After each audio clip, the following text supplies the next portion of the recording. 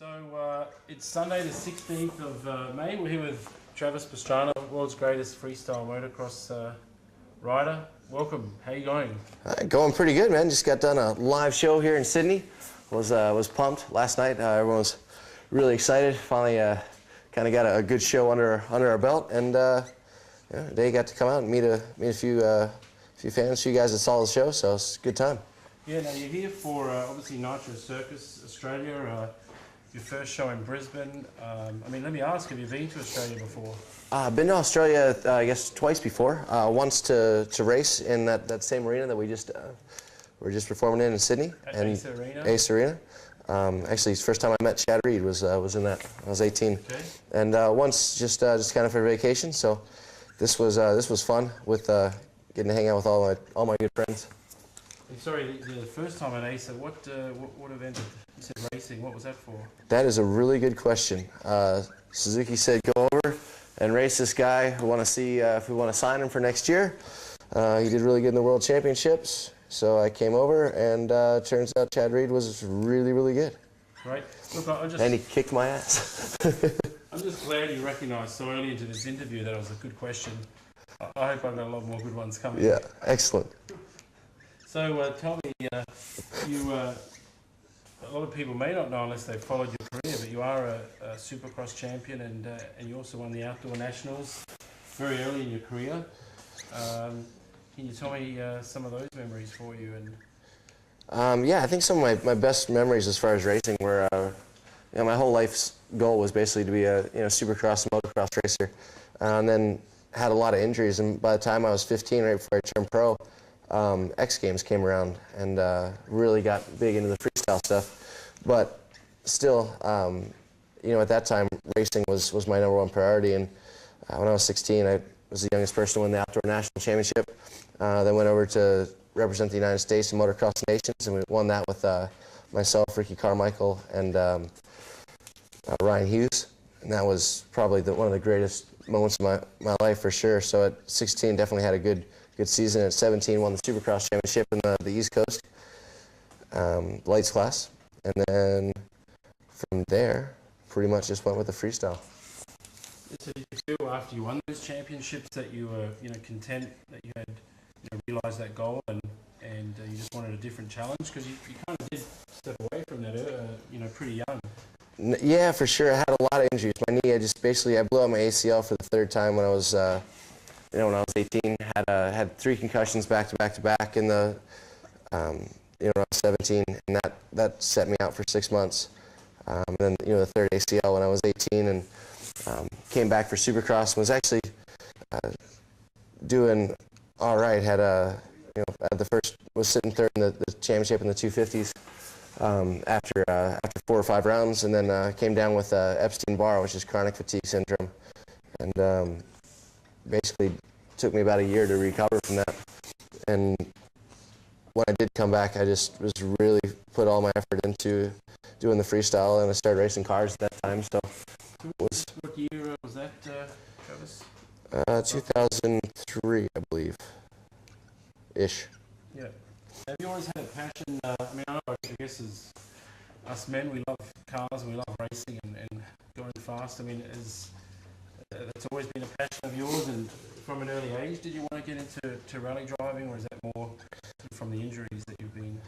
I just love racing. I'm a really competitive individual, and I love anything with motors and wheels. And I found that rally car racing was the closest fit to motocross. And really, every time I was hurt, I love shifter karts and go-karts and anything I can get my hands on. I rolled my first go-kart, I think, at 3 years old. So, I've been involved with 4 wheels for quite some time. But the biggest thrill for me was rally, and having Alpine Stars as one of my sponsors. They also sponsor the Subaru Rally team, and when I was 17, they took me over to drive a Subaru WRC car, which was basically a $750,000 amazing machine, and from there I was hooked. I said, all right, whenever I get a chance, I'm going to start racing or start getting in the cars. I didn't know if I was going to be good enough to do it, but as it turns out, with all the injuries, I spent a lot of time in 4 wheels, unfortunately, and it was really jumped right into the deep end with one of the top classes. in the Rally America Championship, and my fourth year I was able to win the championship. Right, and you've won 4 titles now. Rally America Championship, that's quite an achievement, so congratulations.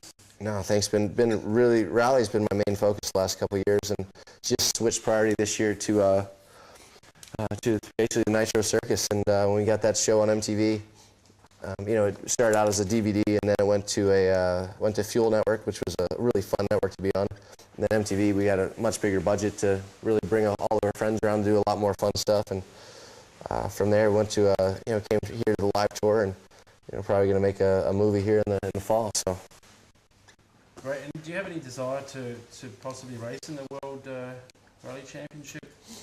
Not really, because to race in the WRC it would take basically a full commitment as far as time, and I wouldn't be able to do any of the Nitro Circus stuff. I wouldn't be able to ride motorcycles anymore. And I really like where my life is right now, and the turns that it's made. It's been for everything that hasn't worked, and every injury that I've had every time I've failed a goal, there's been a bigger door that's opened up that's been more fun and more exciting, and that's I guess a blessing, but very excited on how everything's turned out.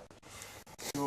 Now let me ask you, MotoGP, do you follow the championship? And I actually haven't been able to follow too much of it this year, but I mean Rossi's a hero of mine, and as well as Nicky Hayden.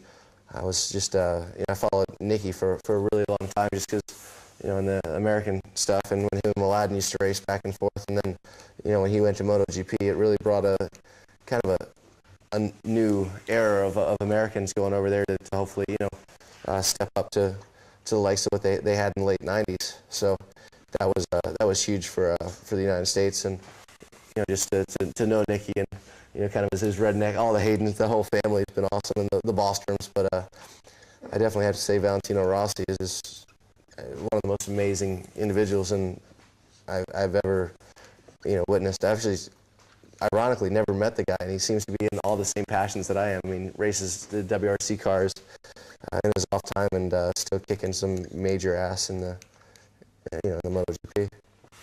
Yeah, he's definitely a class act, and I think we're all fortunate to be watching him race, in his era. Oh, for sure. So, away from the engines and the bikes, I mean, do you get some time to just go on a vacation, lay on the beach, play some golf? This is my vacation, man. I love what I do, and the problem is when I take some time off, I end up just doing the same stuff that I do with my same friends that I deal with when I'm, when you're doing it for a job. And I tell you what, it's not a job when you love it, Yeah, absolutely. Well, I think we've covered everything. I want to thank you for coming out today and meeting some of your fans here at Autographed Collectables, and we really appreciate your support and allowing your official merchandise to be out there. So thank you very much. Yeah, well, thank you for bringing everyone out. It was a really fun day. We got to meet a lot of people, and it's kind of fun to see some of the reactions, because a lot of them had been to the Nitro Circus show. So I was really excited to hear what they had to say on the different people, and who they thought stood out, and just kind of get its perspective from from up in the seat. So it was a good day for me as well.